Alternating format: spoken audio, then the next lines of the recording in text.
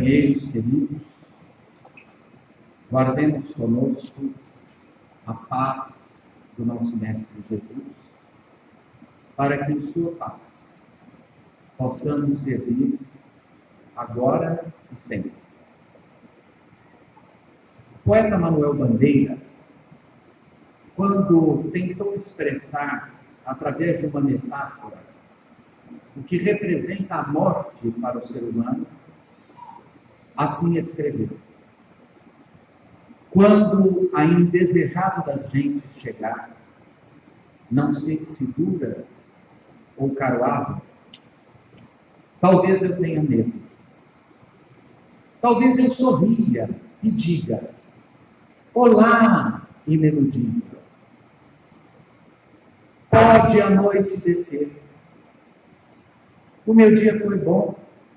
A noite, com seus sortilégios, encontrará o campo lavrado, a mesa posta, a casa limpa, com cada coisa em seu lugar. Quando o poeta chama a morte de a indesejada das gentes, ele está universalizando um medo que nos acompanha instintivo e que assombra a nossa vida. O medo da morte. Os gregos acreditavam que a morte era produto de uma conspiração divina contra os homens. Eles representavam a morte através de um deus chamado Thanatos, que era irmão de um outro deus chamado Hipnos. Thanatos dá origem em língua portuguesa a expressões como tanatologia, tanatológico, que são os fenômenos da morte. Hipnos dá origem a palavras como hipnose, que tem a ver com sono. O sono de que somos acometidos na morte, nos estados comatosos, nos estados de enfermidade que nos conduzem à perda da consciência. Esses irmãos, Thanatos e Hipnos, eram filhos da conjugação entre o caos e Níquis, a deusa da noite. E acreditava-se que eles estavam a serviço de uma trama da relação dos homens com os deuses. Acreditava-se que homens e deuses deviam viver em harmonia, sem um tentar se infiltrar no mundo do outro. Os gregos chamavam a perda dessa harmonia entre o mundo dos homens e o mundo divino de híbris. Quando tanto deuses quanto humanos violavam essa harmonia, eles estavam cometendo a híbris. E o primeiro humano da mitologia grega é um herói que todos já devem ter ouvido falar. O nome dele era Prometeu. Quem era Prometeu? Prometeu era filho dos titãs. Os titãs eram filhos dos deuses e deram origem à raça humana. Quem mandava nos titãs e quem decidia como deveria ser a vida dos mortais? Zeus, o grande Deus. E como Zeus houvera nascido? Zeus era filho de Cronos, o deus do tempo e o deus que dá origem a tudo quanto há. Mas Cronos devorava os próprios filhos. Ele tinha os filhos e comia os filhos. Cronos devorava os filhos porque ele não queria adentrar no tempo. Por isso que quando a gente fala de tempo em língua portuguesa, a gente cronometra. Por isso que quando o tempo passa, a gente fala de cronologia das situações. Mas Zeus, uma vez disfarçou-se, auxiliado por sua mãe, e fez o pai vomitar. E ele destruiu o tempo. Quando Zeus destrói Cronos, surge o tempo possível de ser medido para os homens na mitologia grega. E Prometeu, que seria neto de Zeus, é um homem, é um mortal. Um belo dia, Zeus, tentando celebrar a paz entre deuses e mortais, pede que Prometeu divida um boi, um animal, metade para os deuses e metade para os homens. E ele queria saber se Prometeu, sendo mortal, era capaz de realizar justiça. E Prometeu dá um jeito de disfarçar as melhores peças para aquilo que ficaria para os mortais e tentar jogar para os deuses apenas as carcaças e os ossos. Zeus sabia que Prometeu queria enganá-lo.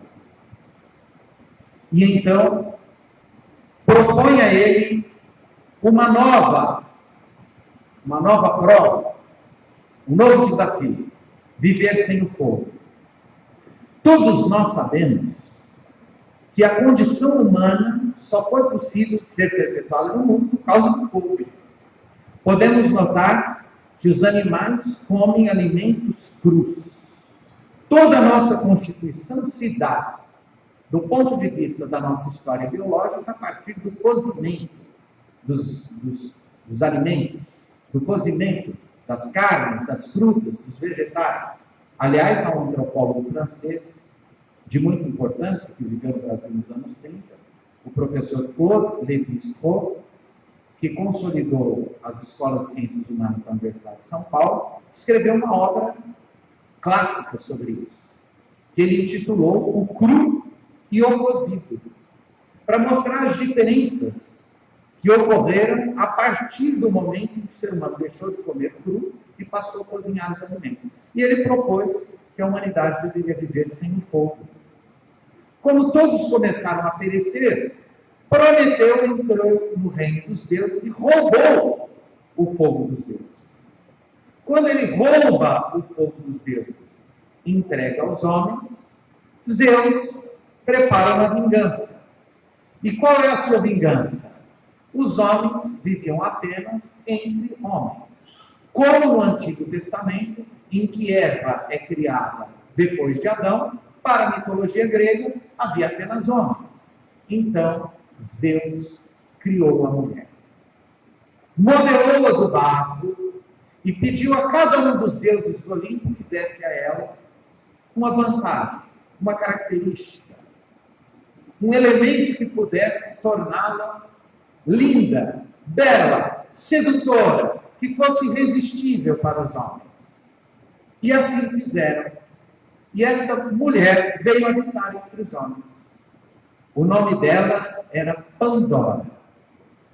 E Pandora trouxe consigo uma caixinha. Como os homens são muito curiosos, havia dois irmãos, Prometeu e Epimeteu. Prometeu tem raiz grega. Pro, em grego, quer dizer aquele que vem antes. Epi, quer dizer aquele que vem depois. Prometeu é aquele que pensa antes de realizar. É um homem inteligente. Epimeteu é aquele que primeiro faz, depois pensa e, em geral, se arrepende. Então, Zeus encaminhou Pandora para Epimeteu, para seduzi-lo. E ele abriu a caixa. E quando ele abre essa caixa de Pandora, todos os males saem dali. As guerras, as pestes, as fomes, os sofrimentos, tudo capaz de levar o ser humano à desgraça, ao sofrimento, à lágrima, saem da caixa de Pandora. Mas antes que ela se perca completamente, Epimeteu fecha a caixa e resta a última coisa que Zeus entregou aos homens, que se chama esperança. A única coisa positiva. Então os gregos acreditavam que apesar de todos os males, o homem deveria ter esperança. E a esperança era o único bem possível de ser entregue pelos deuses aos homens. Daí então se acreditou que a humanidade tinha fim, que as pessoas ficam doentes envelhecem, sofrem as consequências da degeneração física, da degeneração mental. Os sofrimentos físicos, a fragilidade, e portanto morrem. Mas há no coração do homem a esperança. Søren Kierkegaard, o filósofo dinamarquês do cristianismo contemporâneo, escreveu uma obra igualmente clássica chamada O Conceito de Angústia. Para Kierkegaard, a angústia humana nasce mitológica e metaforicamente lá na Gênese bíblica. Então vamos considerar Adão no paraíso, sozinho, feliz, desfrutando das benesses do Éden. E eis que o Senhor dos mundos considera que ele está muito sozinho e resolve criar uma companhia. Retira-lhe uma costela, portanto o sacrifica e faz a mulher. E Deus criou a mulher, como no filme de Brigitte Bardot. E quando essa mulher é criada, surge a experiência, metaforicamente, da relação com o outro, que é tão difícil. Jean-Paul Sartre diz que o inferno são os outros. Se vivêssemos sozinhos, sem ninguém para nos contrariar, sem ninguém para nos questionar, sem ninguém para colocar obstáculos no nosso caminho, nós seríamos felizes. Mas surge a figura do outro. Eva, então, surge lá no paraíso.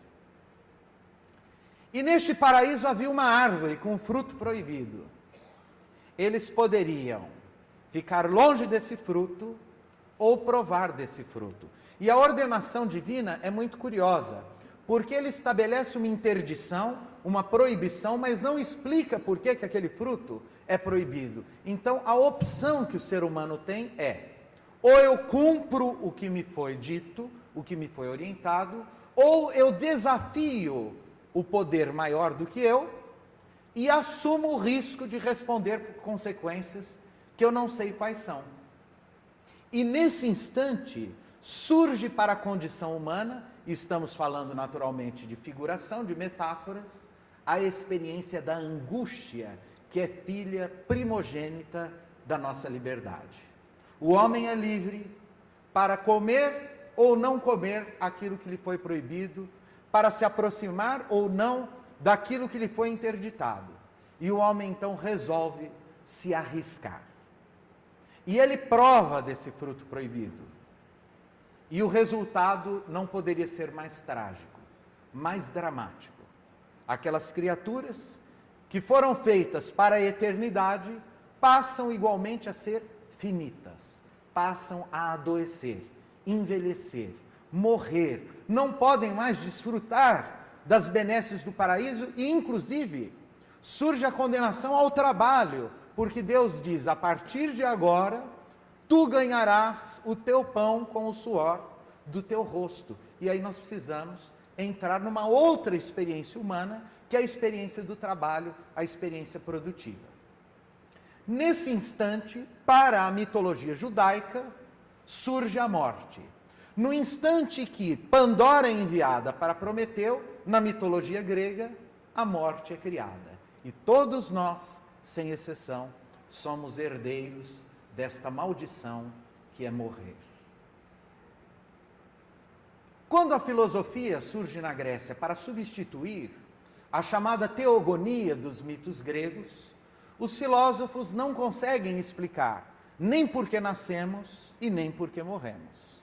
Heráclito de Éfeso vai tentar descrever como se dá a experiência da finitude da relação do homem com o tempo.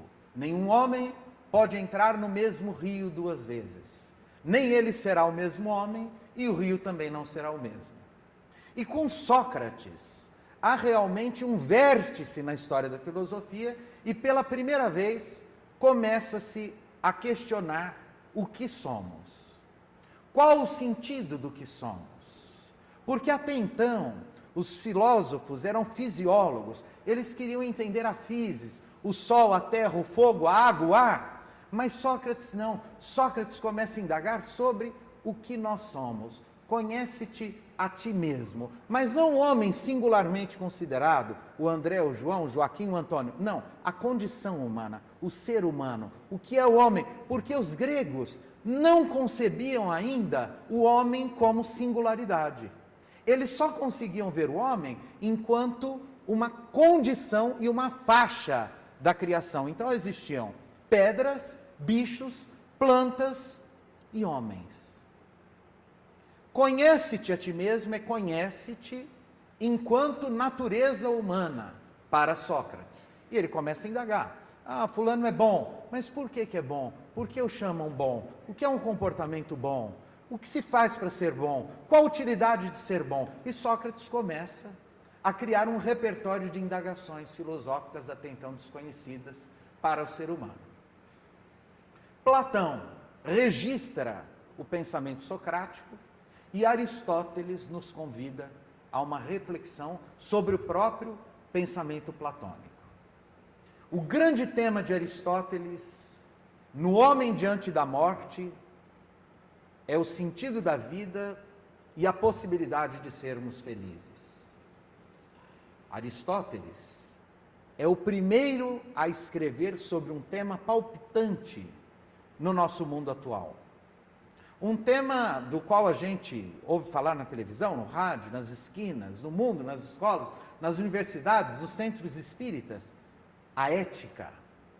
O que é a ética? O ethos é a busca de uma vida feliz. Já que vamos morrer, é bom que até que morramos, sejamos felizes. Mas o que é uma vida feliz? O que é ser feliz? Como eu posso ser feliz?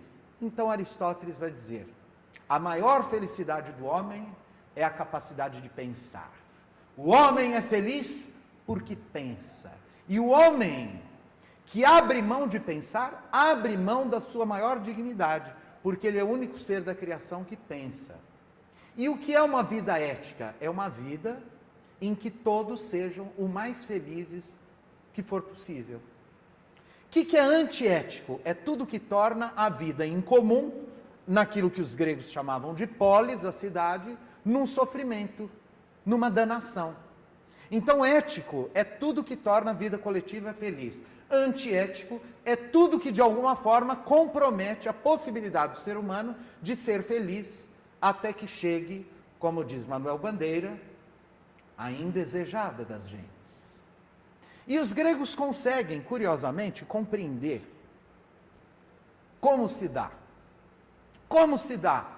essa experiência humana. E eles conseguem criar uma sociedade relativamente feliz. Atenas, no ápice, no apogeu de Atenas, é uma cidade feliz.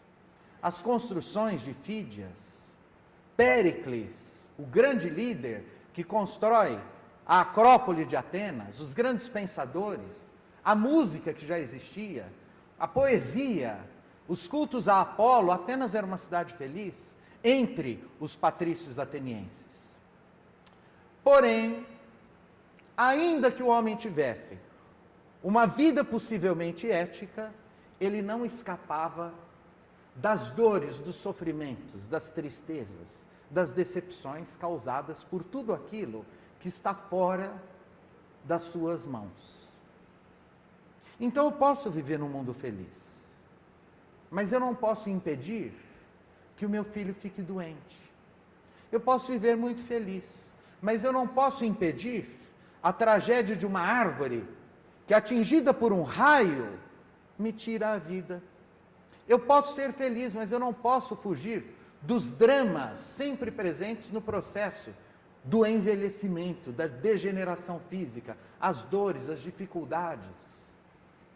E como explicar, então, as dores, frustrações, que não dependem da ação do homem e que vêm para nós, vêm para todo ser humano. Todos nós, no mundo, estamos sujeitos ao sofrimento, à dor, às decepções, às vicissitudes da vida e, mais tragicamente, à experiência da morte.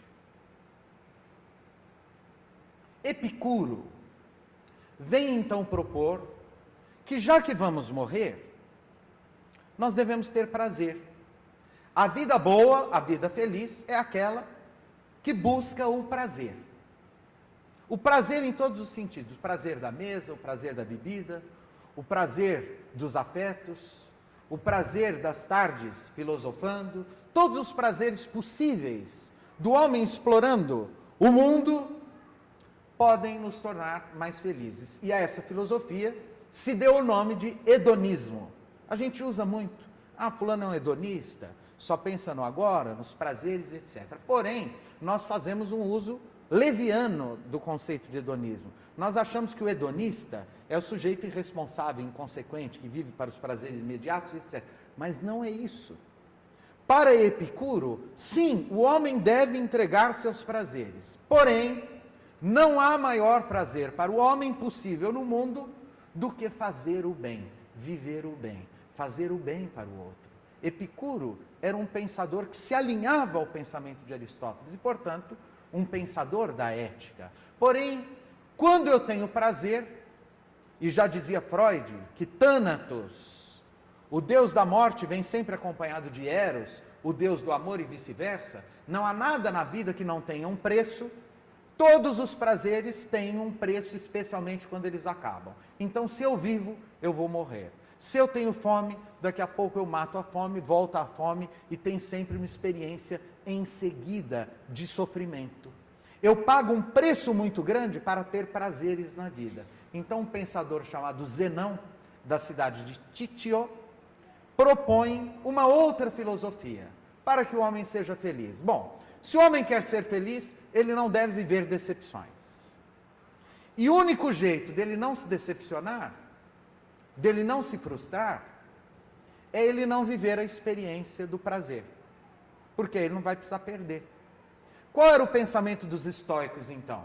Eu devo procurar ter uma vida sem prazeres. Uma existência o mais modesta, mais simples, mais singela que for possível, porque aí eu não vou sofrer com a perda de nada por um motivo muito simples, porque eu não tenho nada. Então os estoicos não acumulavam nada. Eram pessoas que viviam uma vida muito rudimentar, muito simples.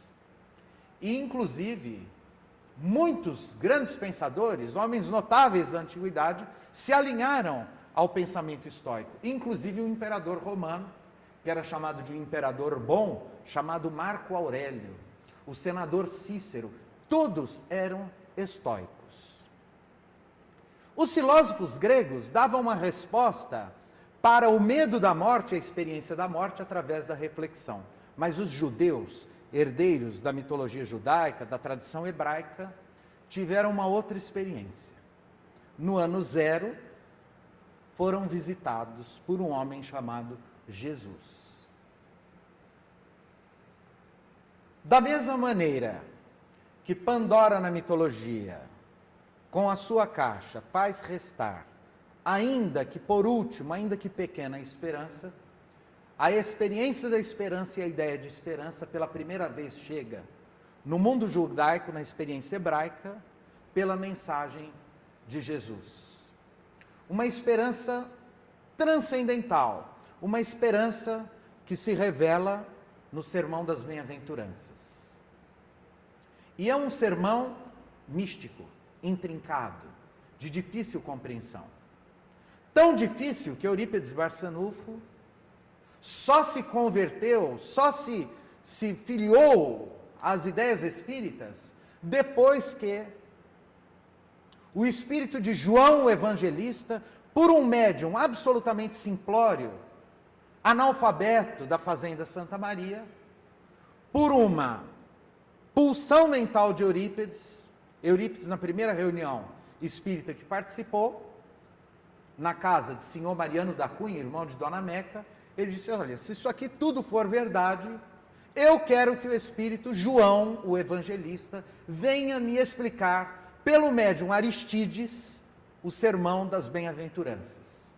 Então, aquele camponês simplório, sem nenhuma cultura, semi-analfabeto, um trabalhador rural de mãos rudes, sem nenhuma experiência cultural, levanta e de pé durante 2 horas, faz, segundo Eurípides Barçanufo, a palestra, a conferência mais aprofundada que ele teve condição de ver, e Eurípides falava em várias línguas, especialmente o francês, o grego e o latim, que foi dado a conhecer o homem sobre o sermão das bem-aventuranças, em cujo cerne estava a reencarnação. E Eurípides, então, naquele deslumbramento, ele se ilumina e finalmente entende a mensagem do Cristo, até então vedada para ele, impossível de ser codificada. Então, embora os judeus tenham recebido a visita de Jesus, eles não entendiam aquela mensagem. Ela era cifrada. E Jesus sabia que estava entre homens primevos, bárbaros, ignorantes, rudes, tão rudes que o levaram à crucificação, que era a pena de morte mais ignominiosa do mundo antigo, imposta pelo Império Romano. E sabendo que os homens não tinham condição de entender, ele promete que no momento oportuno mandaria o Consolador prometido. E que viria dizer todas as coisas que estavam veladas até então. Se credes em mim, ouvi estas minhas palavras, e eu vos mandarei o Consolador prometido, o Espírito de verdade, que vos há de explicar todas as coisas. Com o cristianismo, a Europa, o Oriente Médio mergulham naquilo que nós conhecemos como os primeiros cristãos, a perseguição, as terríveis experiências de testemunho nos circos, no Coliseu, que estão bem narradas nos romances de Chico Xavier, pelo Emmanuel, Paulo Estevão, há 2000 anos, Ave Cristo, 50 anos depois, espíritos de grande nobreza que já tiveram, naquele tempo, o privilégio de morrer por Jesus, pelo cristianismo, pela grande e única possível libertação total do homem de si mesmo. Mas os primeiros cristãos se afinizavam com os estoicos, com o modelo de vida deles. E na mente do homem medieval, a felicidade era impossível. Não se falava em felicidade na Idade Média. Não se cogitava de ser feliz na Idade Média. Como pensava o homem medieval? Que ele era um elemento da natureza que nascia para sofrer. E ele não só não temia a morte, olha que interessante. O homem medieval não só não temia a morte, como ele desejava morrer. Morrer para o homem medieval era um sonho maravilhoso. Porque o homem medieval, ele tinha certeza que a verdadeira felicidade só se obtinha no paraíso. Então a morte era muito simples. Há um pensador francês, muito importante, contemporâneo, que escreveu uma obra que se intitula História da Morte no Ocidente.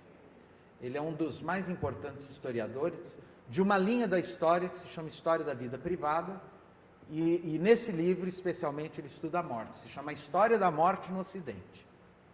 E ele vai dizer que os ritos da morte, na Idade Média, são presididos pelo agonizante. Então, como é que se morria? Nas descrições da Idade Média.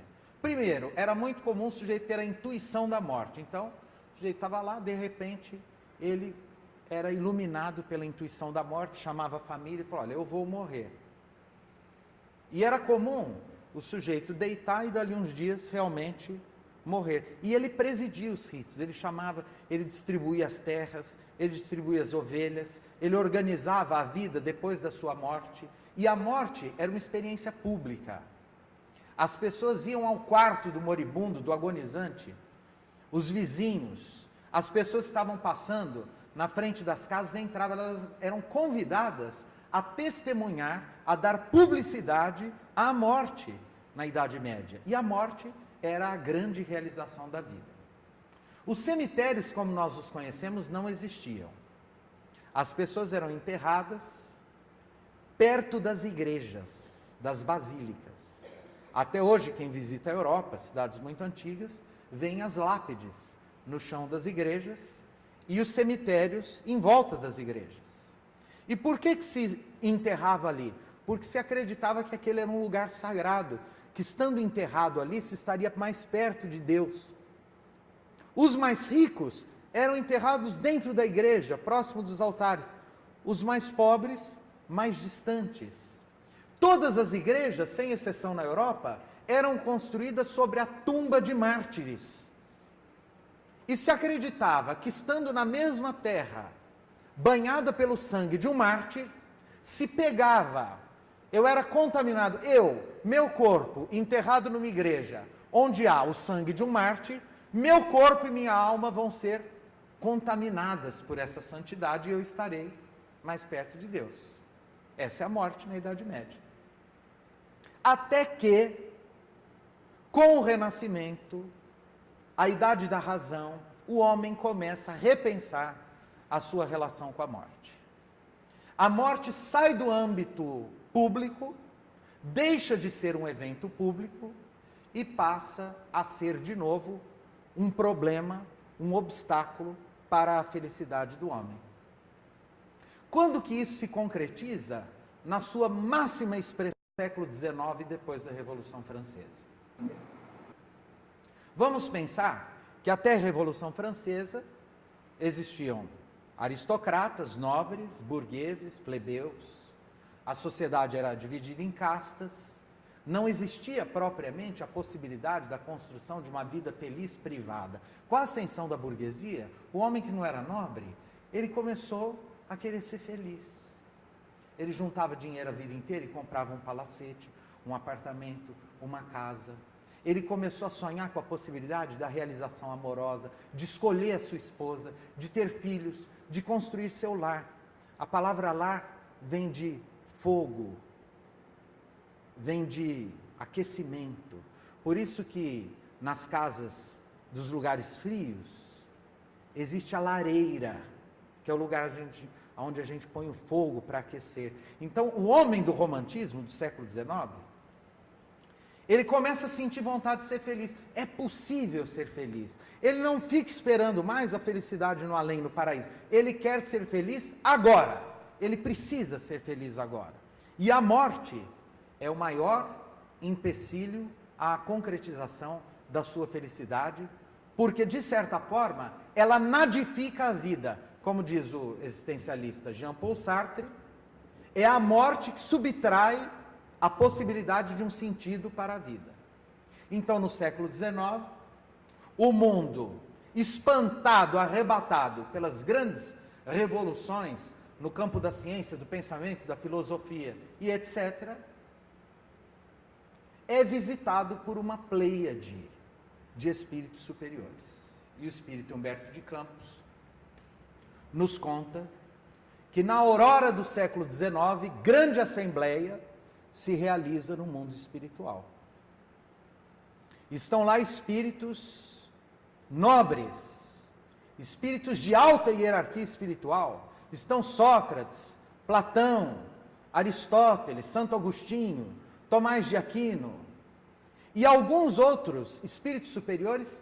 Nesta reunião, no momento em que ela se realiza no mundo espiritual, já estão reencarnados na Terra. Pestalozzi, Isaac Newton, Immanuel Kant, Beethoven, Schubert, grandes pensadores já estão na Terra. Então, nesta assembleia, vai se decidir o futuro da humanidade, o futuro do cristianismo. E se abre uma ponte de luz resplandecente,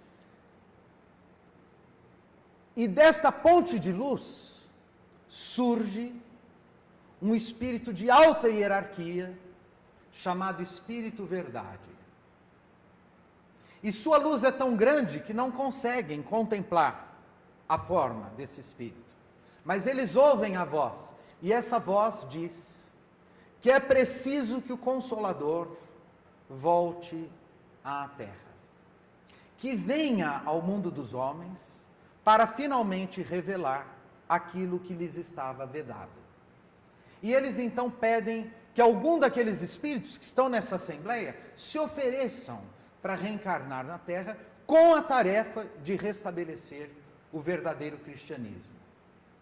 Então um desses espíritos se oferece, de joelhos, emocionado, é inundado de luz, nimbado de luz, e no dia 3 de outubro de 1804, na cidade de Lyon, nasce um pequenino bebê, filho de um juiz, de uma mãe de família, e ele é registrado como Denisard Hippolyte Léon Rivail.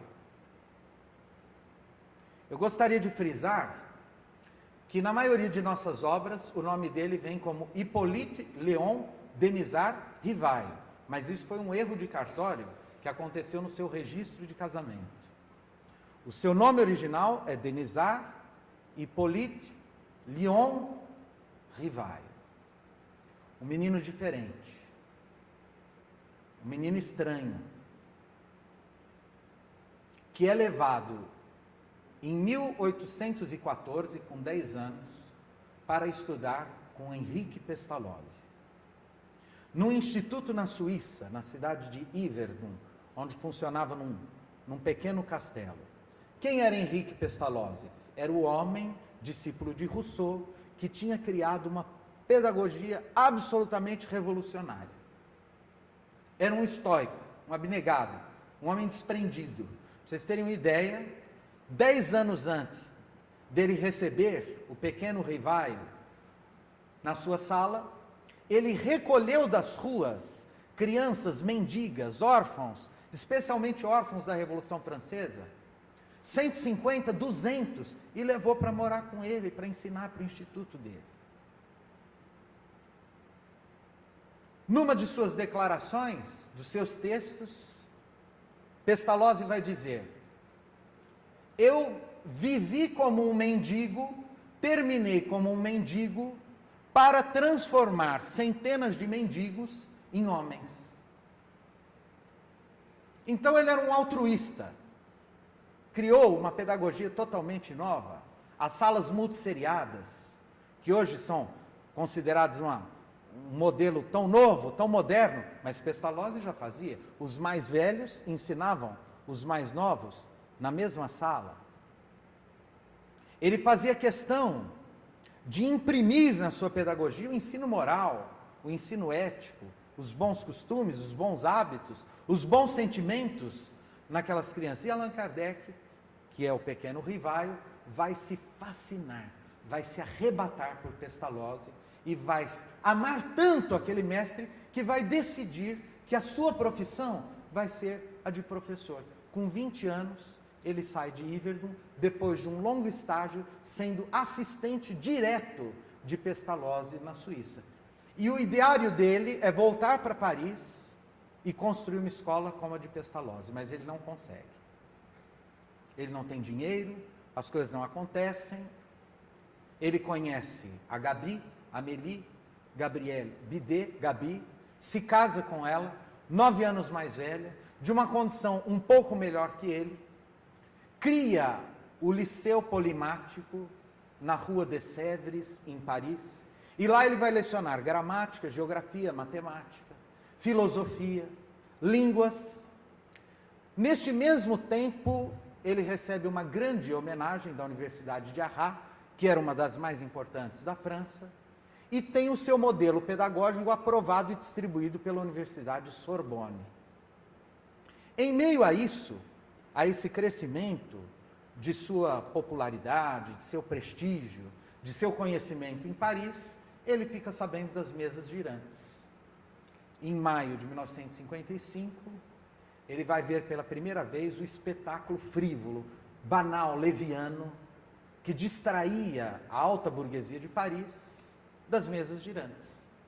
E ele era um homem de ciência, um homem de razão.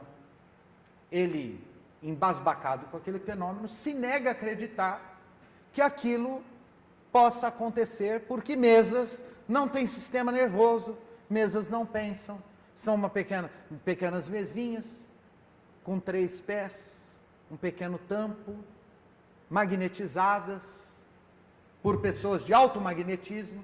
Lembrando que Allan Kardec foi um dos maiores estudiosos do magnetismo, de Anton van Mesmer, o criador dos estudos sobre magnetismo, que fazia grande sucesso, grande popularidade na Europa, sessões de magnetismo, e ele começa a se interessar por aquilo, até que ele chega na casa do senhor Boudin, que tinha 2 filhas adolescentes.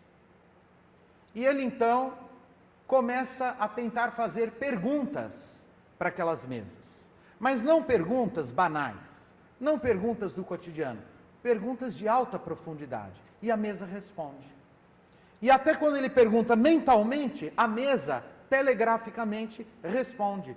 Ele pergunta em outras línguas, em envelopes lacrados, e a mesa responde.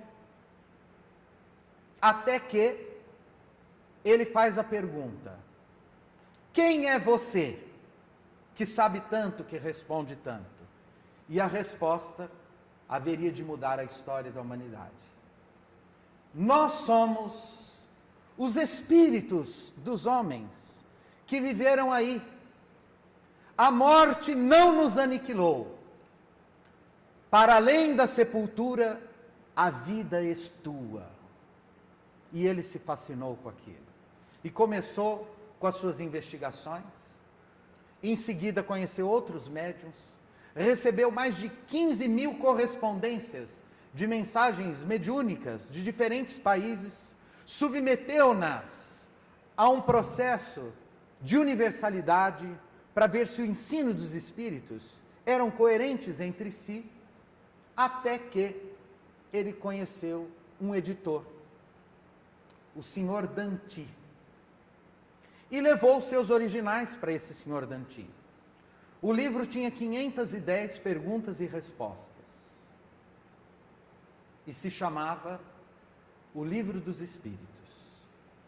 O senhor Danty, a princípio, não queria ler a obra. Afinal de contas, haviam muitas obras em Paris daquela época falando do mesmo tema, e todas absolutamente inexpressivas, irrelevantes, banais. Mas, devido ao prestígio intelectual de Allan Kardec, o senhor Danty vai ler os originais. E ele se encanta com o que lê. Se encanta e promete ao professor Rivaio que ele vai editar sim o livro.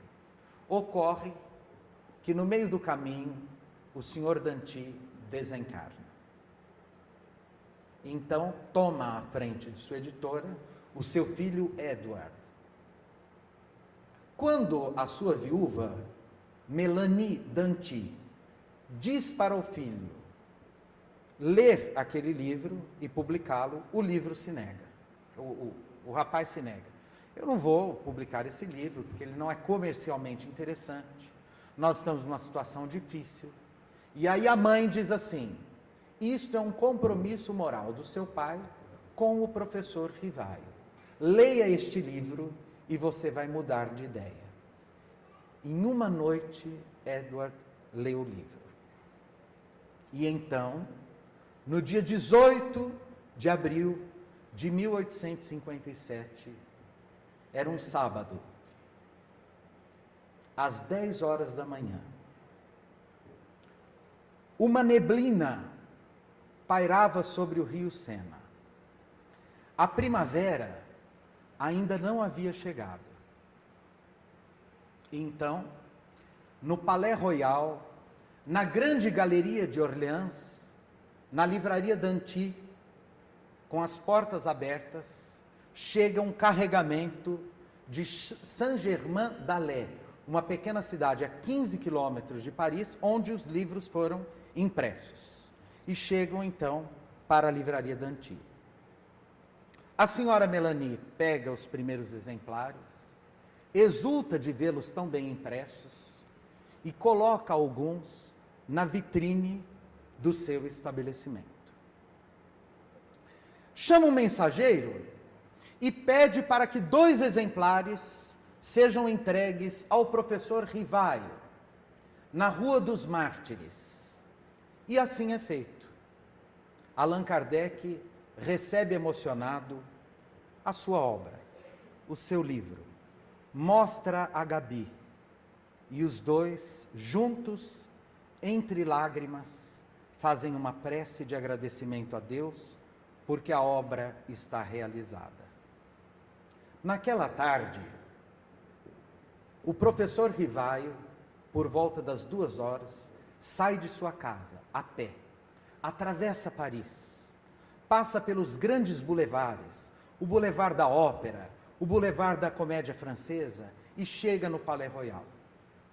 Entrando, abraça a senhora Melanie. E ali, então, conhece uma grande escritora, de grande prestígio na Europa daquela época. O seu nome, George Sand, namorada do grande pianista polonês Frédéric Chopin. George Sand tinha alguns fenômenos, experimentava alguns fenômenos, e ela ficou encantada com aquele livro. Levou 2 volumes, dizendo: um é para mim, o outro eu o remeterei a meu amigo Victor Hugo, que estava no exílio, porque a França estava sendo administrada pelo rei Napoleão III, que fizeram um golpe a partir da sua eleição direta pelo povo, e traindo os anseios populares, ele se proclamou imperador. Era sobrinho de Napoleão Bonaparte. Victor Hugo era da oposição, estava no exílio, se interessava pelos fenômenos, e George Sand, então, encaminhou, e Victor Hugo, depois nós sabemos, se tornou uns espíritos luminares, inclusive transmitindo pelo Divaldo Franco romances, mensagens de alto teor espiritual. Naquela mesma tarde, entrou na livraria um pensador notável da França de sua época, um astrônomo chamado Camille Flammarion. Ele era chefe de um observatório astronômico e não conhecia aquele homem, Allan Kardec. Perguntou para a senhora Melanie: quem é esse Allan Kardec? E ela disse: eu vou ter o prazer de apresentá-lo. Ele está aqui na livraria. E levou o Flammarion até Allan Kardec. Os dois tiveram uma empatia automática. Olharam nos olhos, se reconheceram, selaram uma união, uma amizade, uma fraternidade que duraria por toda a eternidade. Alguns anos mais tarde, mais especificamente 12 anos, numa manhã de 2 de abril de 1869, Flammarion estava assistindo ao sepultamento do professor Rivaio, de Allan Kardec. E foi convidado a ser o orador oficial daquele evento. Porque a morte do professor Rivaio foi um evento intelectual, social, para Paris daquela época. E no seu discurso, ele vai dizer: assim como nós sentimos os raios ultravioletas e os raios infravermelhos, e não os sentimos, nós sabemos, Allan Kardec, que não podemos ver-te, mas que estás entre nós. E por isso, não dizemos adeus, dizemos até breve. E podemos chamá-lo, este homem que codificou a doutrina espírita, de o bom senso encarnado. E até hoje nós repetimos isso, que Allan Kardec é o bom senso encarnado. Onde estava escrito isso? No discurso de Camille Flammarion, no ato do sepultamento de Allan Kardec. Depois de 1857, Allan Kardec continuou trabalhando. E por que Allan Kardec? Porque ele não queria que as obras fossem lidas pelo seu prestígio como professor Rivaio. Ele queria que as pessoas aderissem, se encantassem com o livro pelo seu conteúdo, pelas suas ideias, pelo seu caráter realmente libertador. E quando que ele descobriu este pseudônimo, Allan Kardec? Por esta época, ele já participava de reuniões com uma médium também adolescente, que se chamava Senhorita Jafé. E numa dessas comunicações, ela vai dizer: o machado ainda está preso ao carvalho. Compete a ti, professor, salvar a humanidade de sua ignorância. Compete a ti realizar esta grande obra de libertação, essa grande obra revolucionária de renovação da Terra. E Allan Kardec, que ainda era o professor Rivaio, fica com muito medo. E ele então redargui: mas e se eu falir? Se eu fracassar? E o Espírito vai responder: nós escolheremos outro. Outro te substituirá. Mas ele não falha. Ele continua estudando, até que numa noite, um espírito se comunica num transe mediúnico, já de psicofonia com a senhorita Jafé, e vai dizer: eu te conheço, Rivaio. Nós éramos amigos, sacerdotes, nas antigas Gálias, há mais de 2000 anos. Tu eras um adorador do Deus Dispater, eras vegetariano, reencarnacionista, e amavas o ser humano com arrebatamento. E se chamava, o teu nome era Allan Kardec. Então, a partir dali, ele fica sabendo que ele é um espírito que remonta a muitos séculos, um espírito imortal. Ele é a própria experiência da imortalidade e passa então a assinar suas obras, a partir dali, com o pseudônimo de Allan Kardec. E Allan Kardec é que se tornará famoso no mundo inteiro, não a obra do professor Rivaio, que apesar de sua grandeza, de sua importância, de sua profundidade, não vai ter o impacto que vai ter a doutrina espírita com a codificação, com o pseudônimo Allan Kardec. Depois ele publica o Livro dos Médiuns, o Céu e o Inferno, e a Gênese. A Gênese terá uma parte inteira produzida pela psicografia de Camille Flammarion, que ele conheceu na tarde do lançamento do Livro dos Espíritos, em 1857, com o nome de Uranografia Geral. Em 1860, Kardec faz a sua primeira divulgação da doutrina espírita. Viaja 1.280 quilômetros por diversas cidades e realiza 50 conferências. É uma viagem extenuante. E é a partir dessa viagem que surge, historicamente, isso que nós conhecemos como o movimento espírita de unificação. Por quê? Porque ele acreditava que era preciso que os espíritas se confraternizassem, se unissem, se unificassem, trocassem experiências, se comunicassem, e ele promove isso. Ele, pessoalmente, promove essas conferências, entra em contato com médiuns extraordinários, ao relato dessas viagens, publicados pela editora O Clarim, a Viagem Espírita de 1861, então Kardec estabelece os parâmetros, os alicerces da doutrina espírita. Rascunha uma constituição espírita, um credo espírita. Organiza, vislumbra a possibilidade de um espiritismo universal que poderia ajudar toda a humanidade. Allan Kardec, o bom senso encarnado, então, em 1869, vai encontrar num aneurisma a sua desencarnação.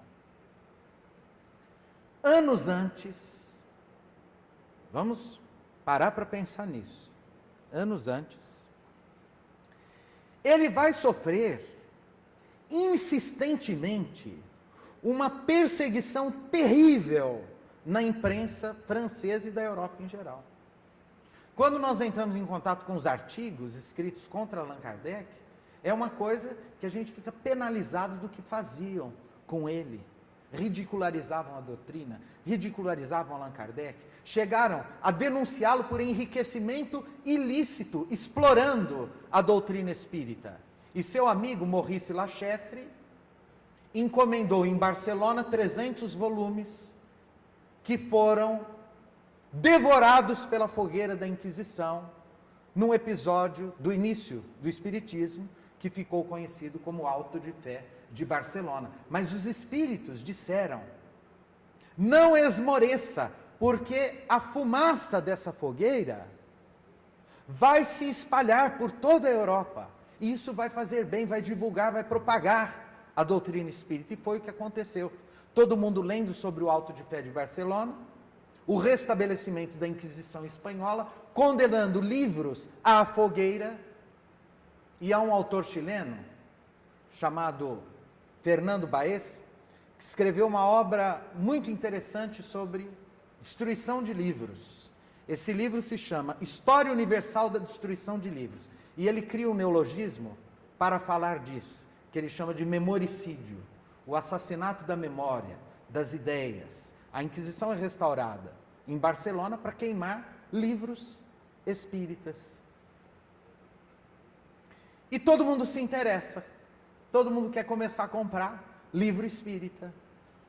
E ainda com Kardec encarnado, o chefe da comissão de cardeais que ordena o Auto de Fé de Barcelona dá uma comunicação se arrependendo e pedindo perdão a Allan Kardec pelo que ele fez com os livros, porque agora no mundo espiritual ele reconhecia a verdade do que estava escrito naqueles livros.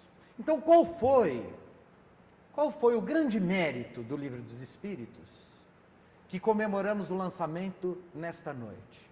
O grande mérito foi de vencer a morte.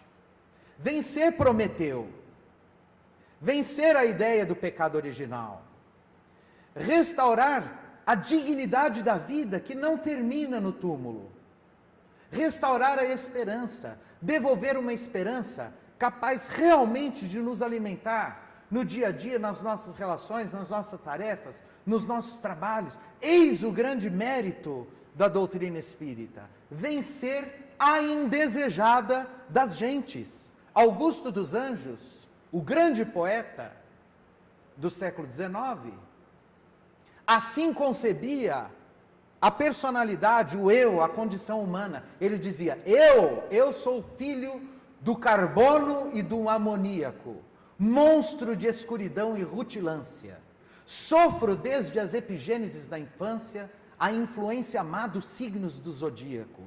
Profundissimamente hipocondríaco, este ambiente me causa repugnância, sobe-me à boca uma ânsia, análoga à ânsia que escapa da boca de um cardíaco.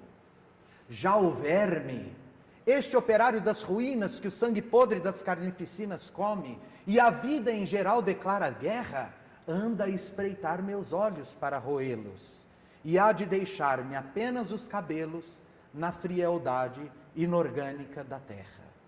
Essa era a visão. O homem termina devorado pelos vermes. E eis que a espiritualidade superior providencia a vinda de Allan Kardec, construindo a doutrina espírita como uma bênção de luz e de paz para todos nós. Hoje, no século XXI, aqui estamos. Todos os dias, bombardeados pelo medo. Temos medo na rua, temos medo nas nossas casas, temos medo da violência, temos medo da drogadição, temos medo das doenças, temos medo ainda da morte. Mas nós espíritas não temos medo da morte em si mesma, temos medo da nossa condição depois da morte. Chico Xavier, numa entrevista, disse: ao longo de toda a minha experiência mediúnica, raramente vejo um confrade espírita em situação louvável no mundo espiritual. Quase todos se encontram em processos de grande sofrimento. Por quê? Por que estão em sofrimento? Se conheciam a doutrina espírita, por que estão sofrendo no mundo espiritual? Porque perderam tempo. O convite desta noite, a mensagem desta noite, do Livro dos Espíritos, é no sentido de que não percamos tempo. Vamos vencer a morte. Mas não vencer a morte física, vencer a morte da latência de nossos sentimentos. Fazer o bem, viver o bem, pensar o bem, o tempo todo, o dia todo, numa grande transformação, numa grande renovação. Eurípides vai dizer, não preciso sair fazendo o bem, cantando, sacrificando, não. Fazer o bem quando a oportunidade surgir. E quando que a oportunidade surge? O tempo todo. Eu posso fazer bem na rua, eu posso fazer bem no trabalho, eu posso fazer o bem na minha casa, eu posso fazer o bem no trânsito. Ontem eu estava ouvindo de uma juíza em Ribeirão Preto, o seu estarrecimento, porque ela estava julgando um caso de uma vítima, um jovem que ficou paraplégico, porque levou um tiro pelas costas, na coluna lombar, numa briga de trânsito. Olha onde nós chegamos. O medo dos assassinos, dos ladrões, dos políticos corruptos, de uma humanidade sombria ameaçada pela guerra, das bombas atômicas, loucos dirigindo nações inteiras. Vivemos tempos sombrios, muito sombrios. E a doutrina espírita nos convida, como os primitivos cristãos, à hora do testemunho. Nós podemos dizer não a tudo de ruim, de mal, de péssimo, de deletério, de sombrio que está aí à nossa volta. Nós somos espíritos livres. Vivemos os horrores da Primeira, da Segunda Guerra Mundial. Por que que o espiritismo não vingou na França? Porque é uma população desesperançada pelas guerras. Nós aqui no Brasil nunca tivemos guerras nessas proporções. Podemos ser uma nação realmente que se consolide como a terra do cruzeiro, o coração do mundo, a pátria do evangelho, porque nós somos agregadores, nós inserimos. Chega o turco, a gente aceita o turco, chega o árabe, a gente aceita o árabe, chega o italiano, a gente aceita o italiano, e podemos, nós espíritas, começarmos num trabalho pequeno que seja, como os primitivos cristãos, a fazer um mundo diferente. Há um cronista da Guerra do Vietnã que conta uma história muito interessante. No meio da Guerra do Vietnã, uma escola para crianças foi bombardeada, todos ficaram feridos, muitas crianças mortas, e aí então os americanos precisam, para salvar uma menina, de uma transfusão de sangue. Precisam de transfusão de sangue. E aí eles vão para as crianças que estão ali disponíveis, fazem os exames e perguntam quem ali estava disposto a doar sangue para aquela menina. E todos ficaram em silêncio, até que eles não sabiam direito o inglês. Um menininho de 8 anos levantou a sua mãozinha e se ofereceu.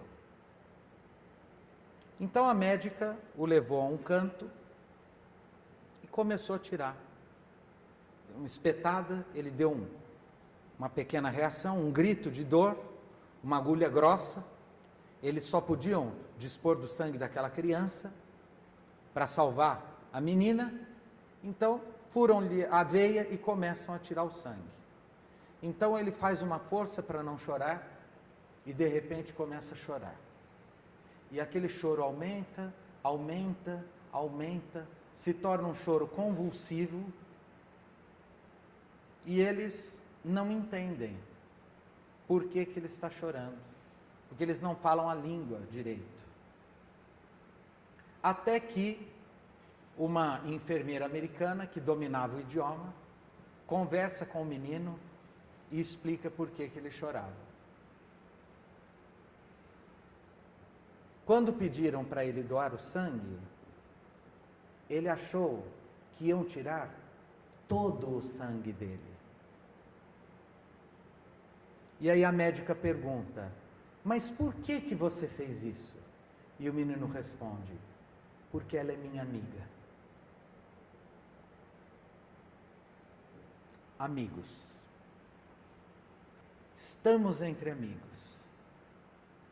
Que possamos doar o sangue, a alma, a canção, a poesia, a alegria, a paz, uns para os outros. E eu vos convido nesse instante, para juntos elevarmos o nosso pensamento a Deus e dizermos: Jesus, bom e amado Mestre, abre mais uma vez, Jesus, o celeiro augusto do teu divino coração e abençoa-nos com a tua luz, com a tua paz, infundindo em nossos corações a bênção da compaixão e da generosidade. Que neste momento em que comemoramos o 60º do Livro dos Espíritos, possamos colocar em prática nas nossas vidas, ainda que um pouco, uma fagulha do teu amor nas nossas mãos, que elas sejam ocupadas como alavancas de ação, de progresso, de redenção. Louvado seja, Senhor, na glória do lar celeste, pelos bens que nos trouxeste no Evangelho Redentor. Na tarefa renovada que o teu olhar nos consente, de espírito reverente clamamos por teu amor. Pobres cegos que fugimos da luz a que nos elevas, nossa oração rompe as trevas, escuta-nos, Mestre, e vem, retifica-nos o traço para a estrada corrigida, sustentando-nos a vida na força do eterno bem. Dá-nos, Jesus, tua bênção, que nos consola e levanta, que a tua doutrina santa vibre pura e viva em nós. Permita, Senhor, que todos na caminhada incessante, a cada dia, a cada instante, possamos ouvir-te a voz. Dá-nos a esperança, socorre-nos a pobreza, liberta nossa alma presa do erro e da imperfeição. Mestre excelso da verdade, hoje e sempre, em toda parte, ensina-nos a guardar-te no templo do coração. Muito obrigado.